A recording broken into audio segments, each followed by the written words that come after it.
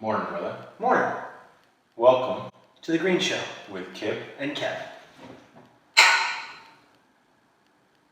We're sorry, the number you have dialed is not in service at this time. You're talking about something that you've been living with for how many years? About 21. 21 years.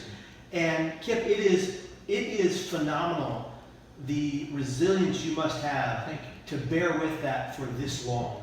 It was so bad. When I went to the doctor, I went to the hospital, the nurse was so worried that I was getting a heart attack. Because I was literally, I was paranoid. I was huffing and puffing. I was so nervous. I'd wake up, I'd go to sleep, and I'd dream paranoid thoughts. And it just took years and years.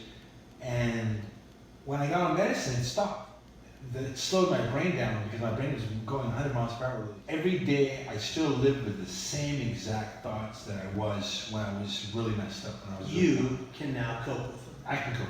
I can do it. Yes. And I still, it's like, But it's still there. it's still there. 100%. Yeah, 100%. Like, a problem I have is saying things that I don't mean. Because when I think people read my mind, I get nervous. I used to get nervous. I'd be in the bus in LA.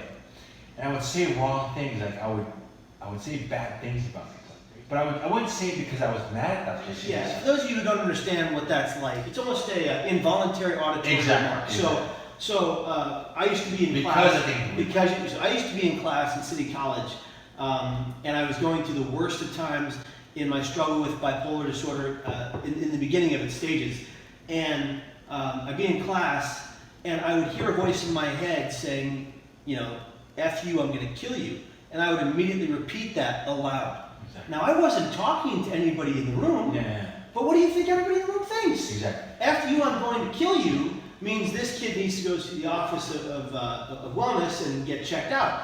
And so I would say those kinds of things involuntarily. It would just spit out of me. And for those of you who don't quite comprehend that, it's not purposeful. It's not because we feel that way. It's not because we're going to harm someone in our situation. It's because the voices in our head, the compulsions in our head come out, and it's quite a scary moment for us as well. The worst of my hallucinations were seeing Death himself on a nightly basis, hovering through my window with his staff and blade in one hand. He'd reach out his bony arm, he'd turn it upside down, he'd say, "Come home with me." Then his eyes would light to fire in his skull face, and I thought I was going to die. And I thought, death is coming, he's going to take me, and I'm ready.